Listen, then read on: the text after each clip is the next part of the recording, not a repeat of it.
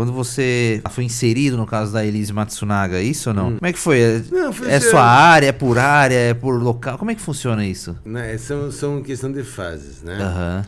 Na época, vamos dizer, da Elise, a gente estava trabalhando, a equipe do DHPP havia sido desativada. Tá. Então todos os peritos que trabalhavam na equipe passaram a trabalhar num outro núcleo que é de crimes contra a pessoa. Tá. Tá? Então, nesse crimes contra a pessoa, você atende autoria conhecida, queda acidental, morte suspeita, aborto, uma série de naturezas. E trabalhava também com o DHPP. Nessa época, nós tínhamos 3 equipes. Então, São Paulo era dividido em 3. Se não me engano, era Sul, Leste e Oeste, Centro, Norte. Que é em função da quantidade de locais. Então, conforme a equipe que você estava trabalhando, você caiu na tua área, é teu. Então eu me lembro que na época a chefe ligou, você tem condição de atender, fazer luminol? Eu tenho, sem problema. Aí eu fui só na base, pegar luminol, porque a gente normalmente não leva muita coisa de reagente, né? Às vezes leva um tubinho para alguma emergência, mas para fazer um monstro de um apartamento daquele já tem que... Apartamento de alto padrão, para quem não sabe, né? O pessoal tem uma noção, eram 2 coberturas. Unificadas, né? Reformou e fiz uma só. Então ficou a área física monstro. Aham. E aí é o plantão. É a sorte e o azar de cada um. Conforme que a pessoa enxerga, sorte e o azar. Eu vejo sorte, né? Mas tem gente que, nossa, se ferrou. Disse, não, é aí que eu fui fazer perícia. Porque fazer um localzinho que você não tem que pensar, que você não tem que fazer nada, putz, aí qualquer um faz. Sim. Qual é a graça, né? De pegar, tá tudo ali, ó, o cara tá aqui, morto aqui, com um tirinho, tá? Aí acabou. Pronto, tá fácil. Qual é a graça? Agora aquele caso que você tem que pensar o que aconteceu, do porquê, de como, quando. Aí começa a ficar legal. Legal. Como é que chegaram nela? Não, aí o que acontece? Aí antes teve uma investigação. Ah, tá. Entende? A investigação estava acontecendo. Legal. Então, porque o que acontece? Acharam os pedaços do Marcos em Cotia. Isso. Quem achou... Até então ele estava sumido. Tava como desaparecido. Outra equipe da Grande São Paulo localizou os pedaços. Aí se identificou assim, olha, é do empresário desaparecido. Aí começa a investigar, tá?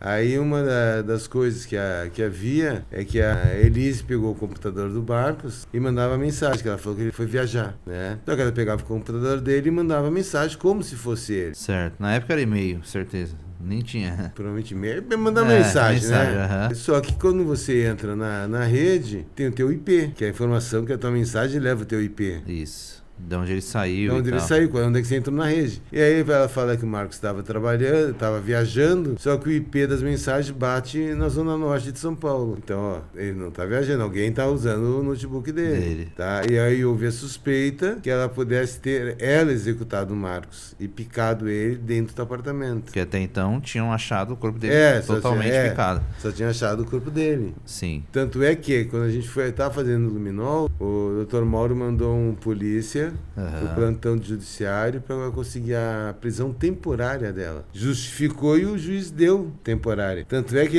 quando a gente sai do apartamento, a gente sai e vai até a casa de uma funcionária, porque ela tinha dado o colchão da cama dela. Sim. Tipo, uma mulher mata o cara e troca o colchão.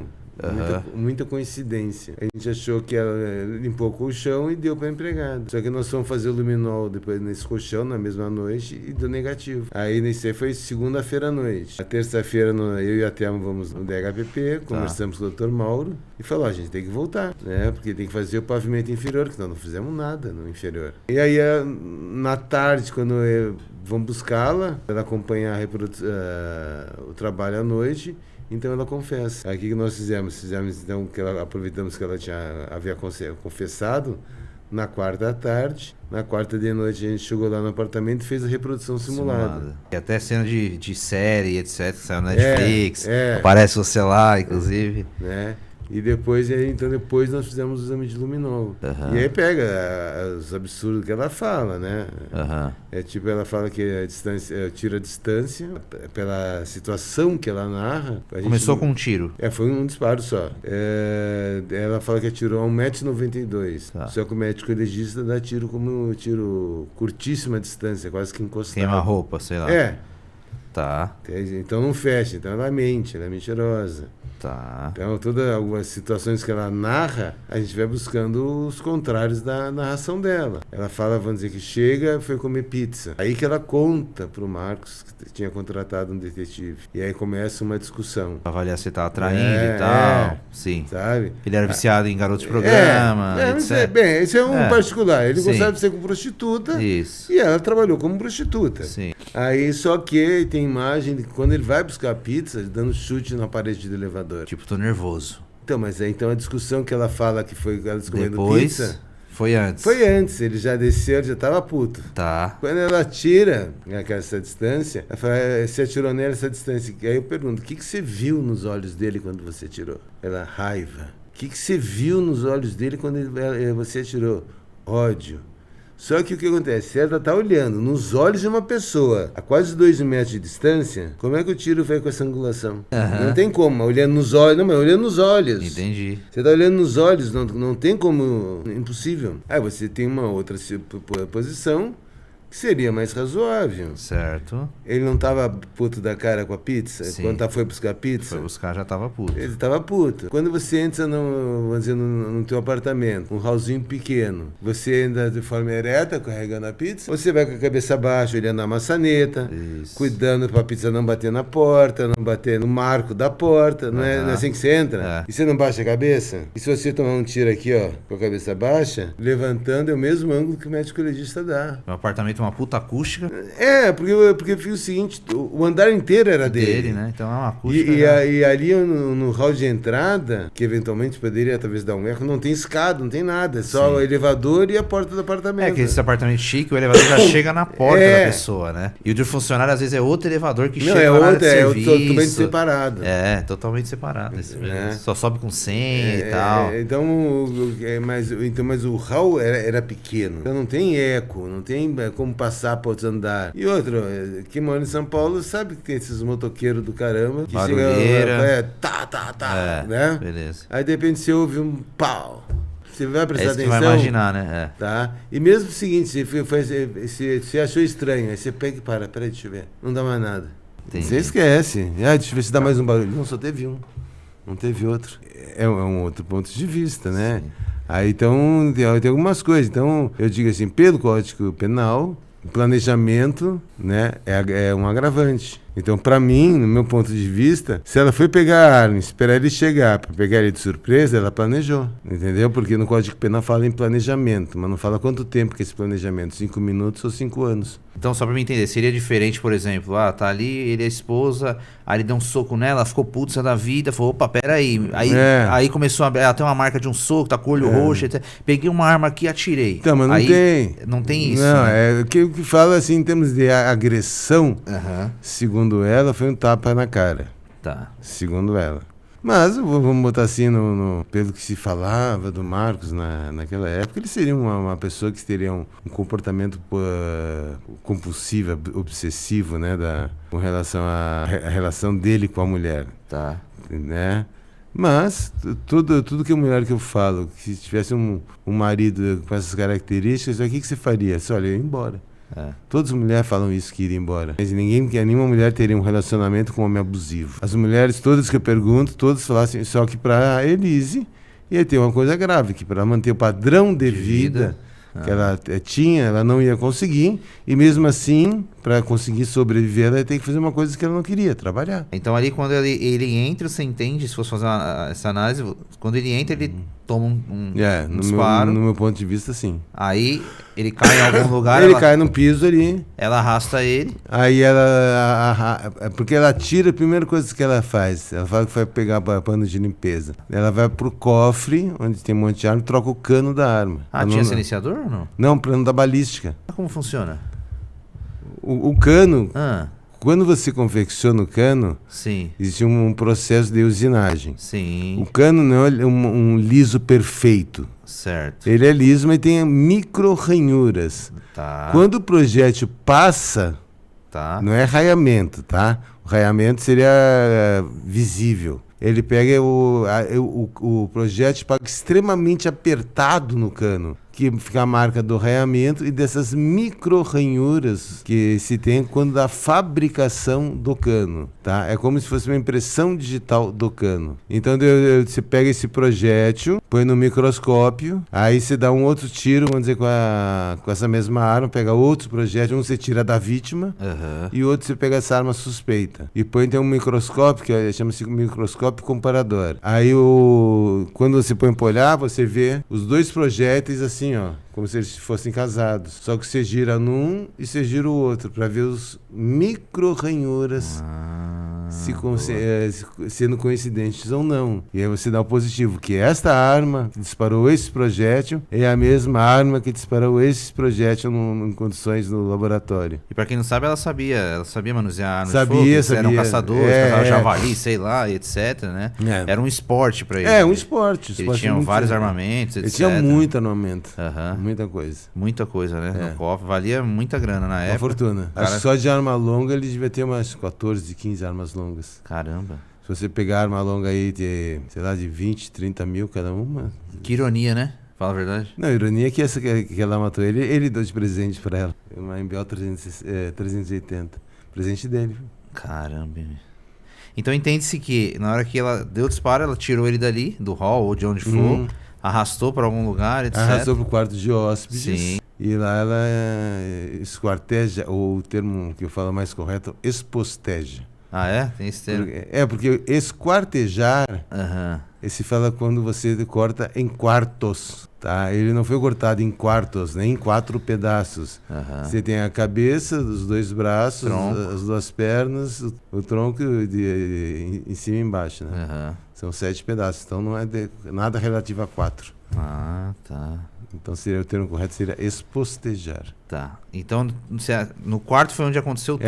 Me gera, assim, várias dúvidas. Porque, por exemplo, ela tava sozinha, assim, entende? Não.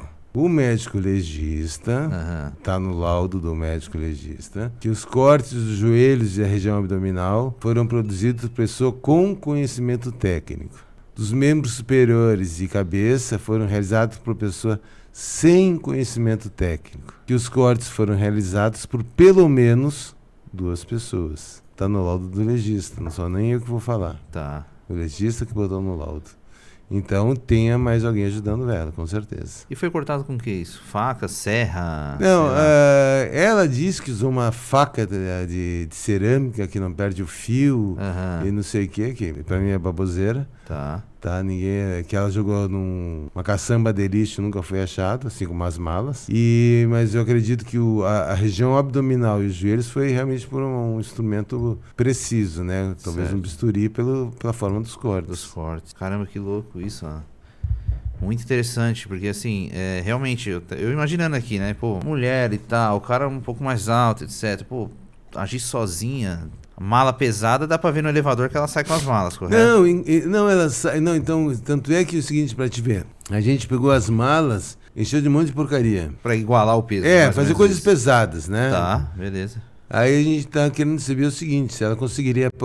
A gente tinha o time dela saindo do elevador. E a gente tinha o time dela saindo da garagem. Então tinha alguns minutos... Né, o tempo. Então a gente queria ver se ela tinha condição de fazer isso. Então, porque ela tem que chegar numa garagem, puxar o carro pra frente, abrir o porta-mala, botar as malas tudo atrás, fechar e sair. Ela fez isso em menos tempo do que no dia que aconteceu. Entende? Então ela sozinha teria condições de descer com as malas, botar no carro. Foram 2 malas, se eu não me engano. Acho que umas 3 malas. 3 malas. E sair da garagem no tempo que a gente tinha marcado.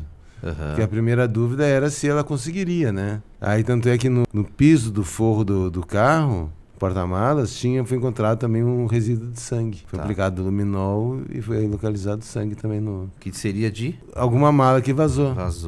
Quando ela chegou lá, eu acho que foi em Cotias, alguma coisa assim, não foi mais? Ela só despejou ou ela... Não, os pedaços do Marcos foram jogados ao longo de 2,5 km. Ah, pontos diferentes, tá.